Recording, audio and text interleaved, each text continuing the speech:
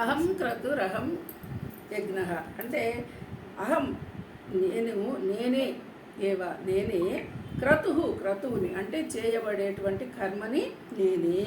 అలాగే అహం నేనే ఏంటి యజ్ఞం చేస్తున్న యజ్ఞము నేనే, అంటే ఇక్కడ చేస్తున్న పని యజ్ఞం అనేది నేనే అంటున్నాను. అలాగే స్వధ అంటే ఇక్కడ జరుగుతున్నదంతా కూడా నేనే. అలాగే అహం నేనే ఔషధం ఇక్కడ ఏంటి ఇక్కడ జరుగుతున్నది ఔషధం అంటే ఏం చెప్తున్నారు ఈ మాటకి?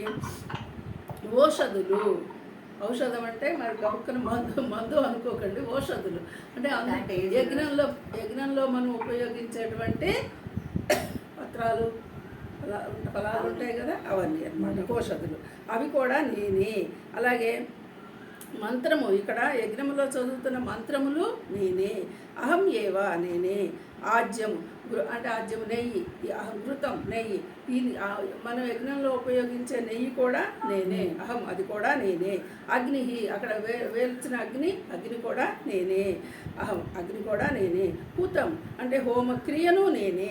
అంటే ఇక్కడ చూడండి ముందటేమో ఇక్కడ యజ్ఞంలో ఎవరెవరు పాల్గొంటారు ఎలా చేస్తారు అని ముందు చెప్పి ఆ చేసేదంతా నన్నే పూజిస్తున్నారయ్యా అన్న భావన గుర్తు చేసుకోమని ఇక్కడ ఈ శ్లోకంలో ఈ జరుగుతున్నదంతా కూడా నేనేనయ్యా, నేను తప్ప ఇంకొకటి లేదు.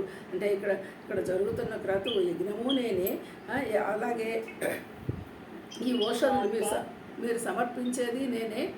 అలాగే మంత్రము మీరు చదువుతున్న మంత్రాలు నేనే, ఇక్కడ సమర్పిస్తున్న నెయ్యిని నేనే, ఇగో ఈ హోమక్రియ అంతా నేనే.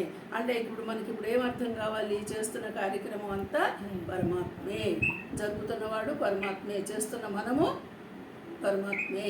ఈ విధంగా తెలుసుకో అని చెప్పి ఈ శ్లోకంలో చెప్తున్నారు. తర్వాత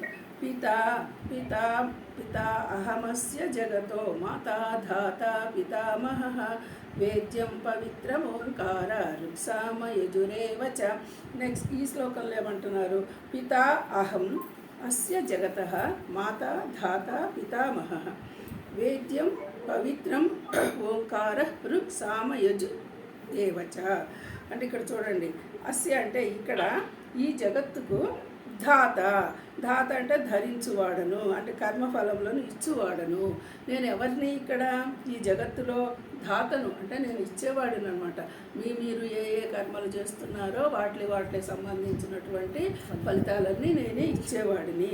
పిత తండ్రిని నేనే, తల్లిని నేనే, పితామహ మరియు ముత్తాతను కూడా నేనేనయ్యా. వేద్యం అంటే తెలుసుకొనదగిన వాడును. ఇప్పుడు నన్నేంటి మీరు తెలుసుకోవాలి. నన్ను ఎలా ఏ రూపంలో తెలుసుకోవాలి? యజ్ఞ రూపంలో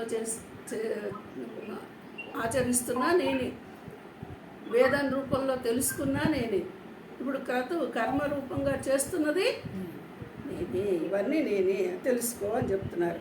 అలాగే పవిత్రమైన వాడను ఓంకార.